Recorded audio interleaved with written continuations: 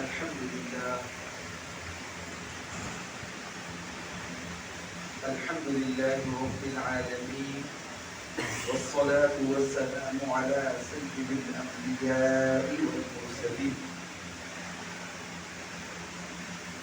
أما بعد، فأعوذ بالله من الشيطان الرجيم. بسم الله الرحمن الرحيم. يا أيها الذين آمنوا قوا أنفسكم وأهليكم نارا وقودها الناس والحجارة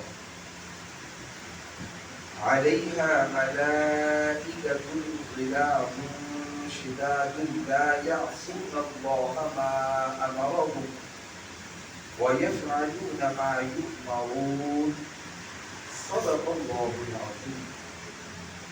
اللهم رب اشرح لي صدري ويسر لي أمري واحلل عقدة من لساني يفقهوا قولي. آمين بجاه سيد المرسلين. السلام عليكم ورحمة الله وبركاته. وعلیکم السلام. ایک بار درود شریف پڑھ لیجیے گا. اللهم صل على سيدنا مولانا محمد في عدد خلقه أو سيدنا مولانا حاضرین محترم، سورۃ التحریم کی ایک آیت مبارکہ آپ کے سامنے تلاوت کی. اللہ رب العزت اس آیت مبارکہ کی روشنی میں ہم سب کو اپنی اصلاح کی توفیق مرحمت فرمائے. آیت مبارکہ کا مفہوم ہے کہ اے ایمان والو، اپنے آپ کو اور اپنے اہل خانہ کو بچاؤ آگ سے، جہنم سے، جس کا ایندھن پتھر اور انسان، اور وہ ایسی جہنم ہے کہ جس پر اللہ رب العزت نے ایسے فرشتوں کو مقرر کیا ہے کہ جو سخت ہیں، طاقتور ہیں،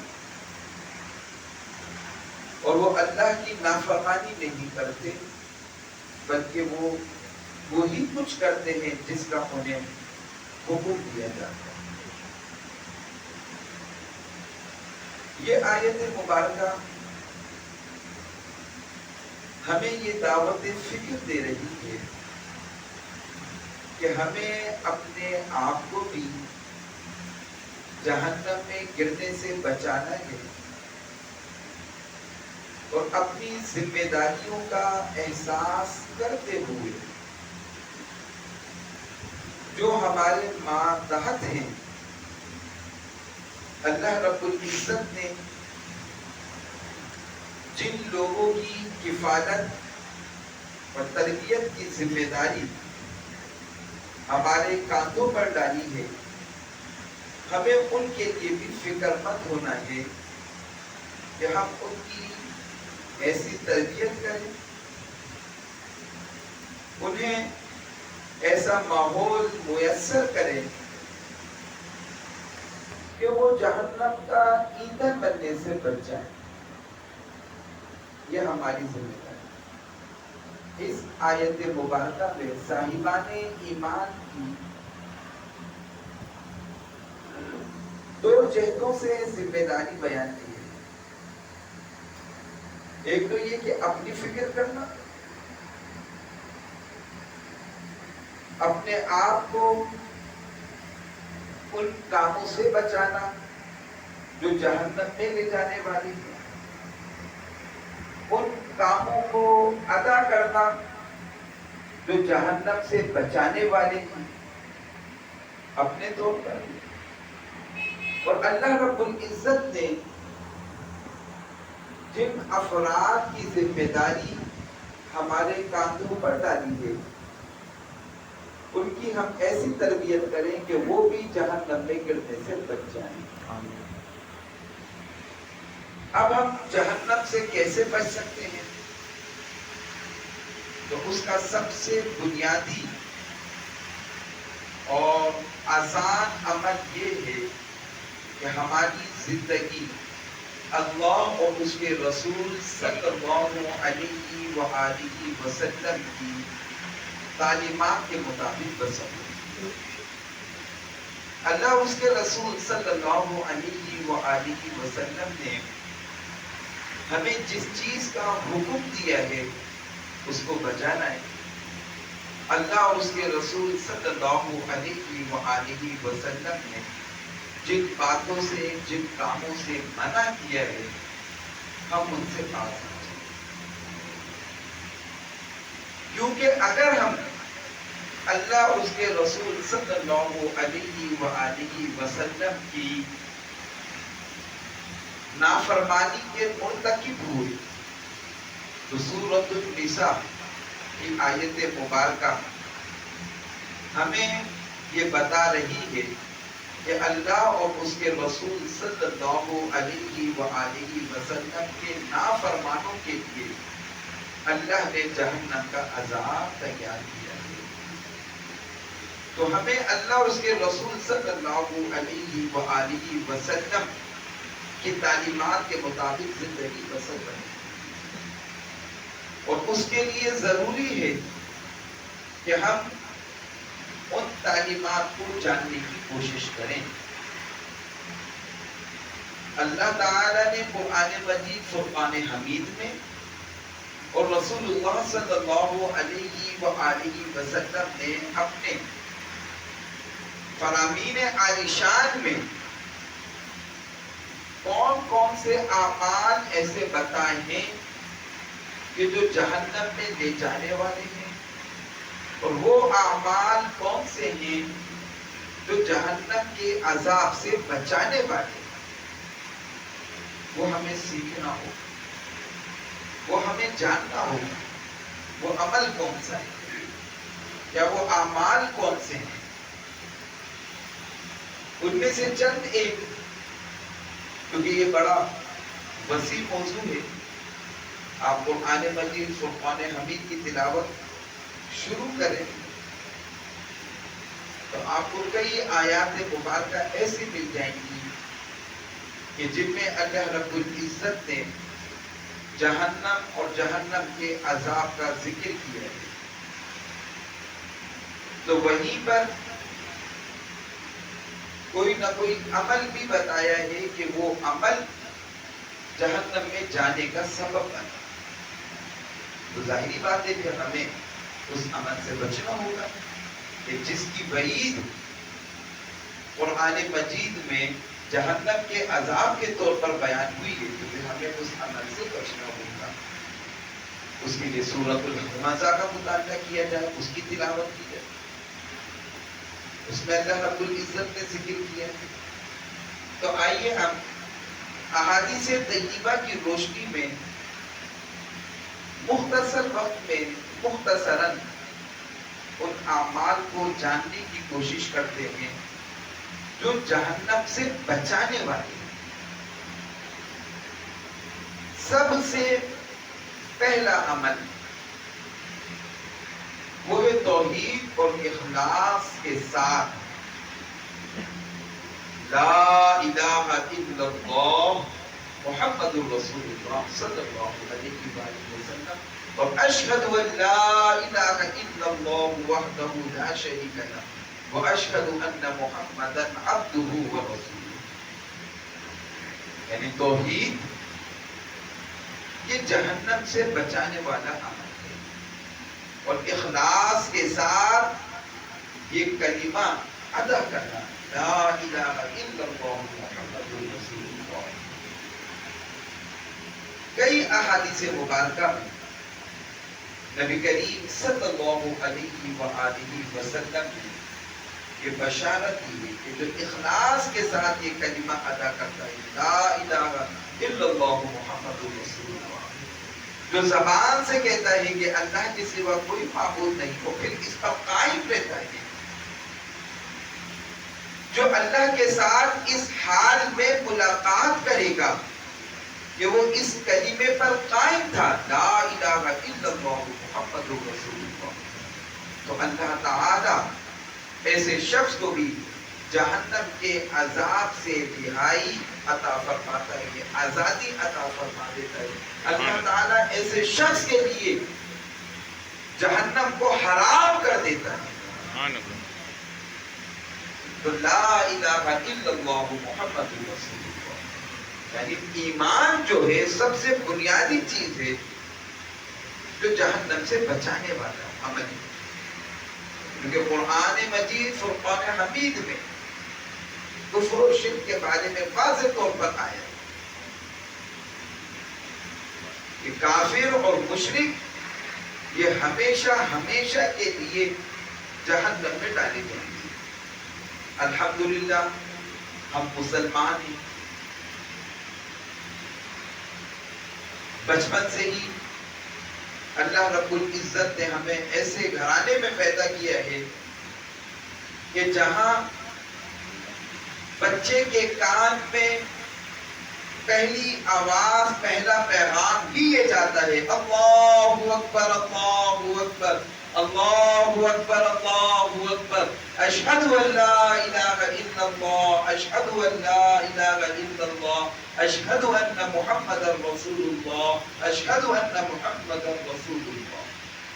پہلا پیغام بچے کے کان میں جو جاتا ہے، پہلی بات بچے کے کان میں جو جاتی ہے، پہلی آواز بچے کے کان میں جو جاتی ہے وہ کیا ہے؟ اشہد ان لا الہ الا اللہ اور اشہد ان محمد رسول اللہ، اور اللہ اکبر، اللہ سب سے بڑا ہے۔ الحمدللہ۔ تو ہمیں اس ایمان کی فکر بھی کرنی ہے کہ اللہ رب العزت کا ہم پر بہت بڑا کرم و احسان ہے کہ اللہ تعالیٰ نے ہمیں دولت ایمان عطا فرمائی، ہمیں اس دولت کی قدر کرنی ہے، ہمیں فکر مند رہنا ہے کہ ہمارا سب سے بڑا دشمن وہ کہیں ہم سے یہ دولت نہ چھینے۔ اس طرح آج ہمیں یہ فکر ہوتی ہے کہ کوئی ہمارا قیمتی مال نہ ہم سے چھین لے، کوئی ہمارا موبائل نہ چھین لے۔ آج کل ہم ٹریفک جام میں اگر پھنس جائیں تو کوشش کرتے کہ جلد اس سے نکلیں، کہ کہیں ایسا نہ ہو کہ اسی ٹریفک جام میں کچھ کارروائی ہو جائے اور ہم اپنے قیمتی اثاثے سے محروم ہو جائیں۔ تو جس طرح ہمیں اپنے موبائل کی فکر ہے، اپنے لیپ ٹاپ کی فکر ہوتی ہے، اپنی قیمتی مال و متاع کی فکر ہوتی ہے، تو کیا ہمیں اپنے ایمان کی بھی فکر ہے؟ اور ہمارا دشمن جو ہے وہ قدم قدم پر گھاٹ لگا کر بیٹھا ہوا ہے کہ بس کسی طریقے سے اس کا ایمان جو ہے وہ چھین لیا جائے، اس کو ایمان سے معلوم کر دیا، اور اس ایمان کی قدر و قیمت بڑھنے کے بعد پتہ چلے لا الہ الا اللہ اور اشہد ان لا الہ الا اللہ، یہ وہ پاکیزہ کلمے ہیں، یہ وہ مبارک کلمے ہیں، یہ وہ بنیادی عقیدے اور نظریے اور تعلیم ہیں جو ہمیں جہنم سے بچانے والے، تو توحید اور اخلاص یہ جہنم سے بچانے والے۔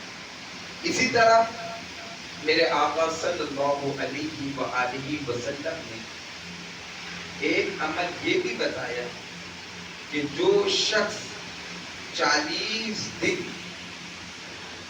نمازوں کی پابندی کرتا ہے اور اس طرح کہ اس کی تکبیر اولیٰ بھی فوت نہ ہو،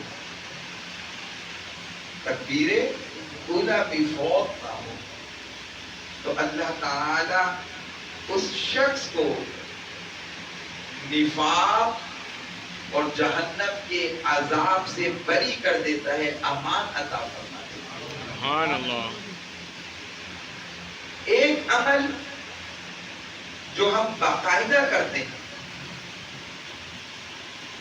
جب ہم 40 دن تک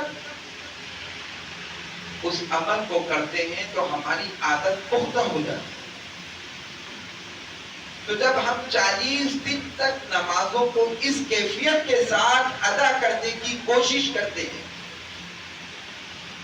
بڑی رکاوٹیں آئیں گی کہ کسی طریقے سے اس بندے کی تکبیر اولی فوت ہو جائے۔ ہمارا دشمن کبھی نہیں چاہے گا کہ ہمیں یہ فضیلت مل جائے، اللہ رب العزت کی طرف سے یہ پروانہ ہمارے حق میں جاری ہو جائے کہ یہ نفاق سے بھی بری ہے، یہ جہنم کے عذاب سے بھی بری ہے۔ کبھی نہیں چاہے گا ہمارا دشمن۔ وہ بالکل نماز کے وقت میں کوئی نہ کوئی ایسی بات یاد دلا دے گا، کسی کام میں مصروف اور مشغول کروا دے گا کہ بس کسی طریقے سے اس کی تکبیر اولی فوت ہو جائے۔ شروع میں تکبیر اولی فوت ہوگی، اور اگر ہم نے اس کی فکر نہ کی اور ہم نے اس پہ مزید سستی اور کاہلی کا مظاہرہ کیا تو پھر نمازوں میں تاخیر ہونا شروع ہو جائے گی، اور ایک وقت معاذ اللہ ایسا بھی آئے گا کہ نمازیں ضائع ہونے لگیں۔ آج آپ دیکھیں ہمارے معاشرے کے اندر وہ احباب جو جماعت کے ساتھ نماز ادا کرتے ہیں، وہ مبارکبادی کے لائق ہیں، قابل مبارکباد ہیں وہ لوگ کہ جنہیں اللہ تعالیٰ یہ توفیق عطا فرماتا ہے۔ لیکن اکثریت ہمارے معاشرے کے اندر کن لوگوں کی کہ جنہیں فکر ہی نہیں کہ نماز کا وقت ہو گیا ہے اور ہمیں نماز ادا کرنی ہے۔ تو 40 دن تک یہ عمل ہے۔ اسی طرح رمضان کے حوالے سے، رمضان کے روزوں کے حوالے سے اور روزے کے حوالے سے خاص طور پر آپ نے علماء کرام سے یہ حدیث مبارکہ سنی ہوگی کہ روزہ یہ جہنم سے ڈھال ہے، یعنی جہنم سے بچانے والا ہے۔ تو نماز، روزہ، زکوٰۃ، صدقہ خیرات، ایک حدیث مبارکہ میں ہے کہ اگر تم کھجور کا ایک دانہ دے کر بھی اپنے آپ کو جہنم کے عذاب سے بچا سکتے ہو تو بچاؤ۔ تو صدقہ و خیرات یہ جہنم سے بچانے والے اعمال ہیں۔ اسی طرح لوگوں کے کام آنا، ہمارے پاس کوئی شخص آیا کہ میرا یہ کام ہے، ہم نے اس کی رہنمائی کر دی، آگے بڑھ کر اس کے ساتھ کھڑے ہو کر اس کا وہ کام کروا دیا، تو یہ عمل بھی جہنم کے عذاب سے بچانے والا ہے۔ اللہ رب العزت اس شخص کے درمیان جو اپنے بھائی کی حاجت روائی میں لگ گیا، اللہ تعالی ایسے شخص اور جہنم کے درمیان 7 خندقوں کو حائل کر دیتا ہے۔ مراد یہ کہ اللہ تعالیٰ اس کو جہنم کے عذاب سے، جہنم سے دور کر دیتا ہے۔ سبحان اللہ۔ تو اپنے مسلمان بھائی کی خدمت کرنا ہے، وہ کسی پریشانی میں ہے، کسی مصیبت میں پھنس گیا ہے، تو یہ نعرہ نہیں لگانا کہ گرتی ہوئی دیوار کو ایک دھکا اوڑ دو، نہیں۔ سورۃ الکہف ہر جمعے پڑھتے ہیں نا، تو حضرت خضر کا عمل کیا سامنے آیا تھا؟ جو دیوار گر رہی تھی انہوں نے تو اس کو قائم کیا تھا، اس کو گرنے چھوڑ دیا تھا۔ وہاں سے ہمیں یہ فکر لینی ہے کہ ہمارا کوئی بھائی گرنے لگا ہے تو ہمیں اس کو گرنے نہیں دینا، بلکہ ہمیں اس کا سہارا بننا ہے۔ یہ فکر وہاں سے ہمیں اخذ کرتی ہوگی. تو جو اپنے بھائی کی حاجت روائی میں مشغول ہو جاتا ہے، مصروف ہو جاتا ہے، اس کی حاجت کو پورا کر دیتا ہے، اللہ تعالی ایسے شخص اور جہنم کے درمیان 7 خندقوں کو قائم کر دیتا ہے. اسی طرح جو شخص اپنے بھائی کی عزت کی حفاظت کرتا ہے، پیٹھ پیچھے اس کی برائی نہیں کرتا، کہیں پر اس کی عزت کا حرف آ رہا ہو تو اس کی عزت کا دفاع کرتا ہے، حفاظت کرتا ہے، تو اللہ تعالیٰ ایسے شخص کو بھی جہنم کے عذاب سے رہائی عطا کر دیتا ہے، بلکہ فرشتے کو مقرر کر دیتا ہے کہ اب فرشتہ اس کی جہنم سے حفاظت کر رہا ہو، اپنے بھائی کی عزت کی حفاظت. اسی طرح یہ حسن خلق جو ہے، عمدہ اخلاق جو ہیں، جو لوگ نرم دل ہوتے ہیں، ملنسار ہوتے ہیں، لوگوں کے قریب ہوتے ہیں، اللہ تعالیٰ ایسے شخص پر بھی جہنم کو حرام کر دیتا ہے. سبحان اللہ. تو یہ کچھ اعمال تھے جو ہمیں بچا لانے کی کوشش کرتی ہوگی تاکہ ہم جہنم کے عذاب سے بچ جائیں. اس کے ساتھ ساتھ 3 باتیں اور اللہ سے دعا بھی کرتی ہے کہ مولا ہمیں جہنم کے عذاب سے بچا.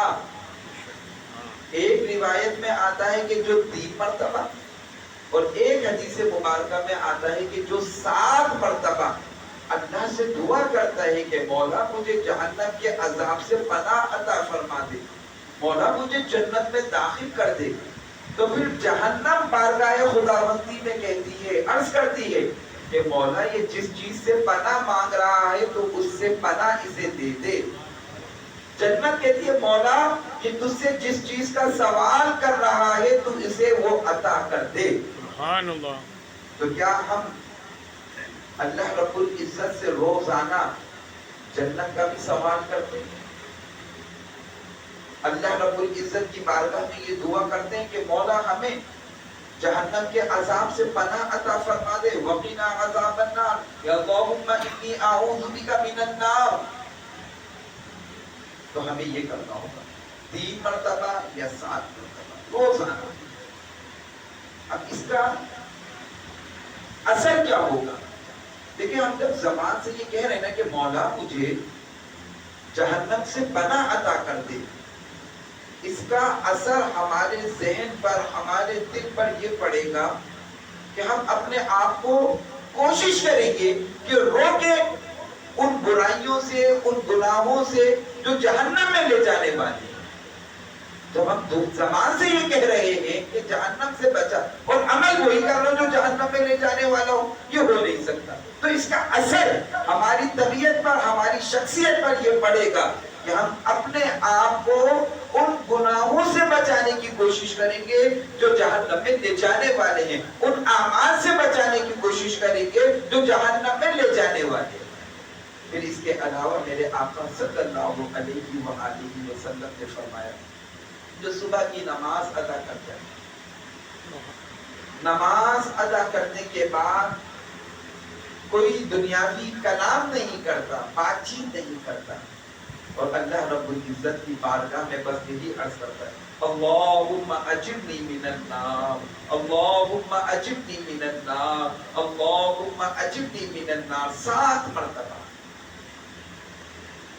صبح کی نماز کے بعد، مغرب کی نماز کے بعد. تو اللہ تعالیٰ ایسے شخص کو بھی جہنم کے عذاب سے رہائی کو پناہ عطا فرما دیتا ہے، سبحان اللہ. آزادی عطا فرما دیتا ہے. اور ایک عمل کے بارے میں تو آپ لوگ اس سے زیادہ جانتے ہیں جو جہنم سے رہائی دلانے والا ہے، اور وہ ایک کثرت سے نبی کریم صلی اللہ علیہ وآلہ وسلم پر درود. جو 1000 مرتبہ درود پڑھتا ہے اللہ تعالیٰ اس کے لیے برات کا اعلان کر دیتا ہے کہ یہ نفاق سے بھی بری ہے اور یہ جہنم سے بھی بری ہے.